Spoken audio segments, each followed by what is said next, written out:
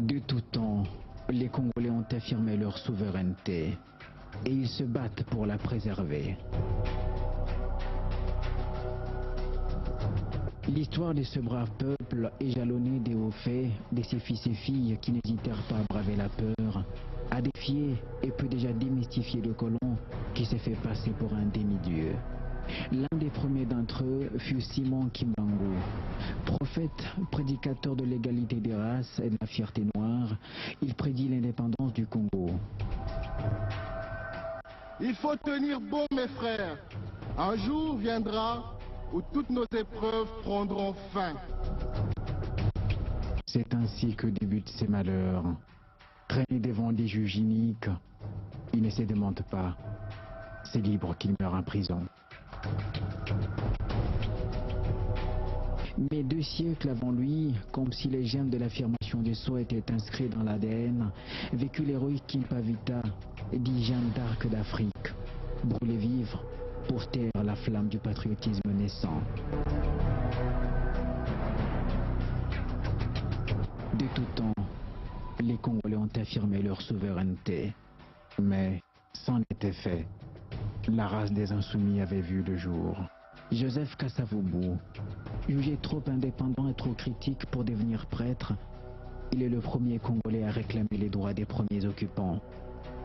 C'est aussi lui qui demande instamment aux colonisateurs la libération immédiate de Patrice Lumumba et sa participation à la table ronde. Patrice Lumumba, symbole du courage congolais. Il n'a des gènes à défendre au prix de sa vie, ce à quoi il croit.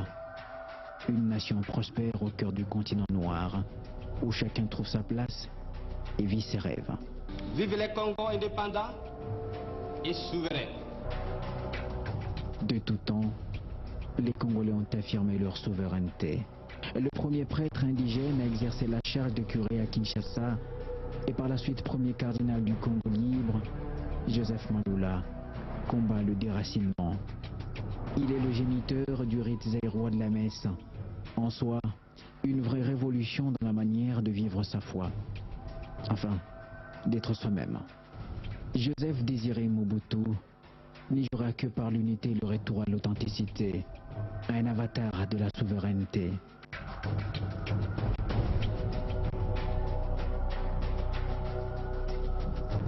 L'essentiel a été et reste pour moi la prise de conscience nationale. De tout temps, les Congolais ont affirmé leur souveraineté. Laurent Désiré Kabila. Sa phrase « Je serai un autre Lumumba », promesse faite à sa mère alors qu'il est âgé de seulement 19 ans, et tout un programme. Sa vie, son combat pour la liberté, pour l'unité, pour la souveraineté, est le parfait reflet et l'aboutissement du combat même de son mentor. Organisez-vous, je ne trahirai jamais le Congo sans les maîtres mots du soldat du peuple. Un legs pour la prospérité. Je veux que mon pays soit totalement libre. 40 ans jour pour jour après l'assassinat de Patrice Lumumba, il est abattu lui aussi.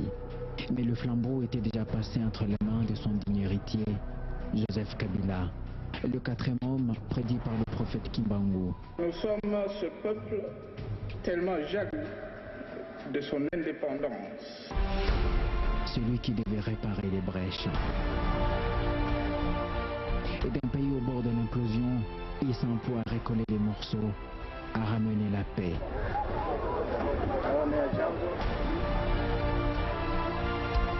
D'une économie exsangue, il s'emploie à redonner des couleurs, à mettre au vert les indicateurs.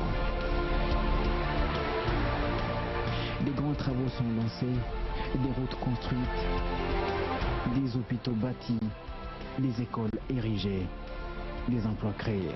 De nouveau, on se met à croire à la majesté, à la grandeur annoncée de la nation congolaise, pilote du développement de l'Afrique, de son indépendance économique. Bref, de sa souveraineté. Désormais son combat est celui de l'émergence de la RDC, autrement de la souveraineté.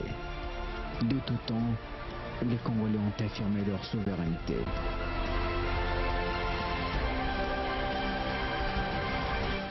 La acharnement contre Joseph Kabila, c'est l'acharnement contre le Congo, contre les Congolais.